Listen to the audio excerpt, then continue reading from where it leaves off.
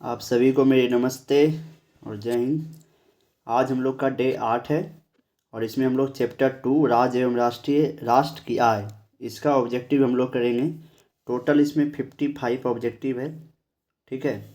और इसके पहले हम लोगों ने ज्योग्राफी ख़त्म कर लिया है। अब हम लोग इकोनॉमिक्स की ओर चल पड़े हैं और ये चैप्टर 2 है। चैप्टर 1 हम लोग कर चुके थे, ठीक। तो हम लोग का पहला क्वेश्चन है, जिस देश की राष्ट्रीय आय अधिक होती है वह देश क्या कहलाता है। तो जिस देश की राष्ट्रीय आय अधिक होती है वह देश विकसित कहलाता है। निम्नलिखित में कौन सा देश विकसित अर्थव्यवस्था का उदाहरण है। पूछ रहा है कि निम्नलिखित में से कौन सा देश जो है कि विकसित अर्थव्यवस्था का उदाहरण है। तो ब्रिटेन जो है कि विकसित अर्थव्यवस्था का उदाहरण है। भूमि का पारिश्रमिक उसकी आय के रूप में क्या प्रकट करता है। तो भूमि का पारिश्रमिक उसकी आय के रूप में लगान प्रकट करता है। 4 नंबर का क्वेश्चन है, भारत में गरीबी रेखा के नीचे रहने वालों की संख्या कितनी है। तो भारत में गरीबी रेखा के नीचे रहने वालों की संख्या 29.8 है। बिहार में घरेलू उत्पाद कितना प्रतिशत है। बोल रहा है कि बिहार में जो है कि घरेलू उत्पाद कितना प्रतिशत है, 10.03% है। इनमें से कौन एक बीमारू राज्य नहीं है। पूछ रहा है कि इनमें से कौन एक बीमारू राज्य नहीं है। तो इनमें से जो है कि कर्नाटक जो है कि बीमारू राज्य नहीं है। ऊंची विकास दर से क्या होता है। इसमें है ऊंची विकास दर से क्या होता है। तो ऊंची विकास दर से देश से समृद्धि होता है और गरीबी दूर होती है, यानी कि ए और बी दोनों होता है, ठीक।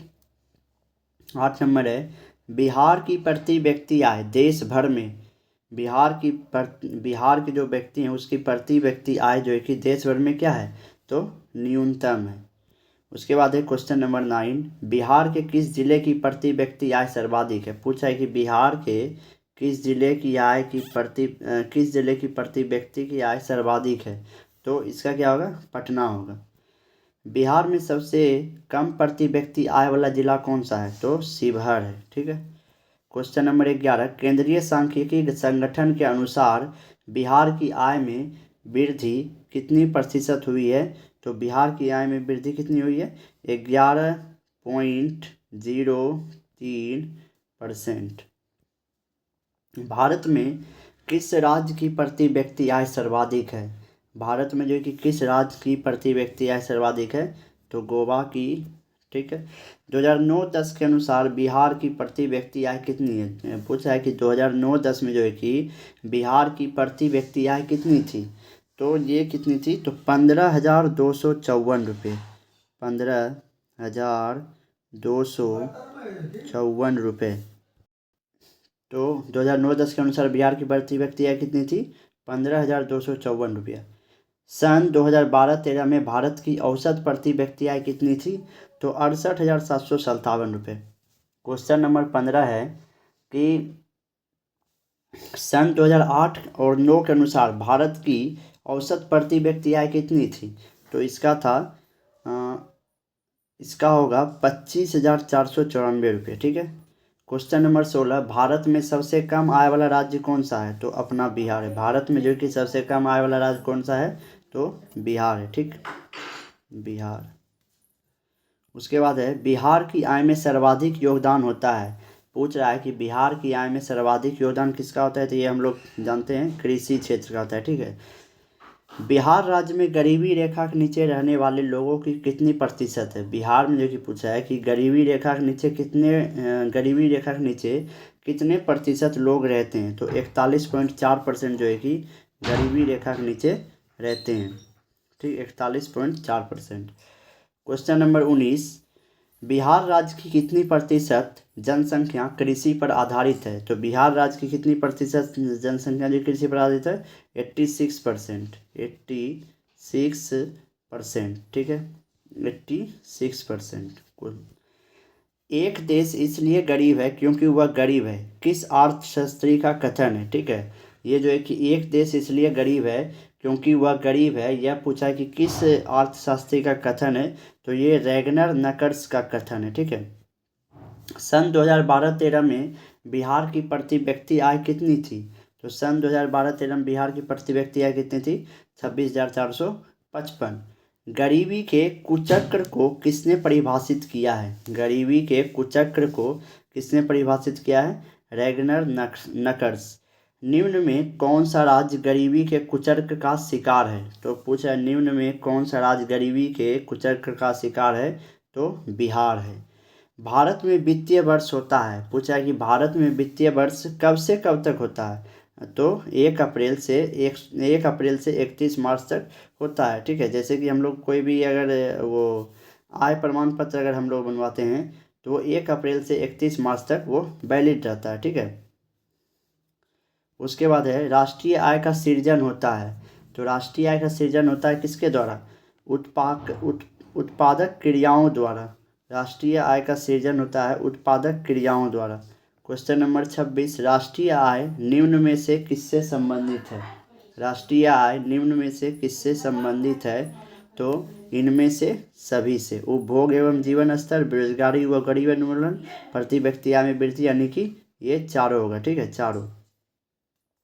अब क्वेश्चन नंबर 27 है कि भारत में राष्ट्रीय आय के अनुमान कितने वर्गों में बांटे गए हैं? तो भारत के राष्ट्रीय आय के अनुमान कितने वर्गों में बांटे गए हैं? तो 3 वर्गों में बांटे गए, 3 वर्गों में। राष्ट्रीय आय में सम्मिलित है, राष्ट्रीय आय में क्या क्या सम्मिलित है? तो घरेलू उद्योगों की आय सम्मिलित है और विदेशों से प्राप्त आय सम्मिलित, मतलब ए और बी दोनों।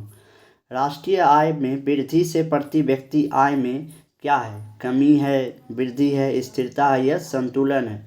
तो वृद्धि है। क्वेश्चन नंबर 30, राष्ट्रीय आय का अर्थ है। राष्ट्रीय आय का क्या अर्थ है? तो राष्ट्रीय आय का अर्थ है उत्पादन के साधनों की आय। ठीक है, राष्ट्रीय आय का अर्थ क्या है? उत्पादन के साधनों की आय। भारत में राष्ट्रीय आय की गणना कब प्रारंभ की गई? भारत में जो है कि राष्ट्रीय आय की गणना कब प्रारंभ की गई? तो 1951 से लेकर 1952 के बीच में की गई थी। ठीक। क्वेश्चन नंबर 32, राष्ट्रीय आय का सृजन होता है। राष्ट्रीय आय का सृजन किसके द्वारा होता है? तो राष्ट्रीय आय का सृजन होता है उत्पादक क्रियाओं द्वारा। क्वेश्चन नंबर 33, भारत की राष्ट्रीय आय का सर्वप्रथम अनुमान किसने लगाया? 33 नंबर क्वेश्चन है कि भारत का राष्ट्रीय आय का सर्वप्रथम अनुमान किसने लगाया? तो दादा भाई नौरोजी ने। क्वेश्चन नंबर 34, राष्ट्रीय आय समिति का गठन किस वर्ष हुआ था? राष्ट्रीय आय समिति का गठन किस वर्ष हुआ था? तो 1949 में हुआ था। ठीक है, क्वेश्चन नंबर 34 का 1949। 35 नंबर है, भारत में राष्ट्रीय आय की गणना के लिए प्रमाणित संस्था है। भारत में जो कि राष्ट्रीय आय गणना के लिए प्रमाणित संस्था कौन है? तो केंद्रीय सांख्यिकी गठन। केंद्रीय सांख्यिकी संगठन की स्थापना कब हुई? तो केंद्रीय सांख्यिकी संगठन की स्थापना इनमें से किसी में नहीं हुई थी। ठीक है। 1930 की भयानक आर्थिक मंदी की अवधि क्या थी? 1930 की भयानक आर्थिक मंदी क्या थी? तो 1929 से 33 थी। ठीक है। दादा भाई नौरोजी ने 1868 में प्रति व्यक्ति वार्षिक आय कितनी बताई? तो 1868 में प्रति व्यक्ति आय दादा भाई नौरोजी ने कितनी बताई थी? 80 रुपये। ठीक है, 80 रुपये। उसके बाद क्वेश्चन नंबर 39 है, दादा भाई नौरोजी ने राष्ट्रीय आय का अनुमान कब लगाया? तो दादा भाई नौरोजी ने राष्ट्रीय आय का अनुमान कब लगाया? 1868 ईस्वी में। 1868 ईस्वी में। ठीक। क्वेश्चन नंबर 40, 2013-14 में भारत की औसत प्रति व्यक्ति आय कितनी थी? 2013-14 में जो कि भारत की औसत प्रति व्यक्ति आय कितनी थी? तो 80,388 रुपये थी। 80,388 रुपये। अब है question number 41, poverty and un British rule in India किसकी रचना है? यानी कि ये एक रचना है, poverty and un British rule in India. ये किसकी रचना है? तो प्रोफेसर केन्स की रचना है। प्रोफेसर केन्स की रचना है। क्वेश्चन नंबर 42, 1930 की आर्थिक मंदी से उबरने का सुझाव किसने दिया? यानी कि 1930 में जो कि आर्थिक मंदी था उससे उबरने का, यानी कि बाहर निकलने का सुझाव किसने दिया था? तो ये जो है कि दादा भाई नौरोजी ने दिया था। आय तथा उपभोग का अंतर क्या कहलाता है? तो आय तथा उपभोग का अंतर क्या कहलाता है? तो आय तथा उपभोग का अंतर बचत कहलाता है। भारत की राष्ट्रीय आय का प्रथम अनुमान किसने लगाया? भारत की राष्ट्रीय आय का प्रथम अनुमान किसने लगाया? दादा भाई नौरोजी ने। प्रति व्यक्ति आय से किसी देश की क्या ज्ञात होती है, यानी कि प्रति व्यक्ति आय से किसी देश की क्या ज्ञात होती है, तो आर्थिक संपन्नता ज्ञात होती है। क्वेश्चन नंबर 46, नवीन आंकड़ों के अनुसार अमेरिकी की प्रति व्यक्ति आय है। नवीन आंकड़ों के अनुसार अमेरिकी की प्रति व्यक्ति आय कितनी है, तो क्वेश्चन नंबर 46 है प्रति व्यक्ति आय होगा 46,040 डॉलर। ठीक है। क्वेश्चन नंबर 47, प्रति व्यक्ति आय का आशय है। प्रति व्यक्ति आय का आशय कितनी है, तो औसत आय। रहन सहन के स्तर को सबसे अधिक प्रभावित करता है। रहन सहन के स्तर को सबसे अधिक प्रभावित कौन करता है, तो प्रति व्यक्ति आय करता है। ठीक है। क्वेश्चन नंबर 49, किसी राज्य के नागरिकों का जीवन स्तर निर्भर करता है। किसी राज्य के नागरिकों का जीवन स्तर निर्भर करता है किस पर, ए और बी दोनों, यानी कि सकल शुद्ध राज्य घरेलू उत्पाद और सकल राज्य घरेलू उत्पाद दोनों। क्वेश्चन नंबर 50, राष्ट्रीय आय ज्ञात की जाती है।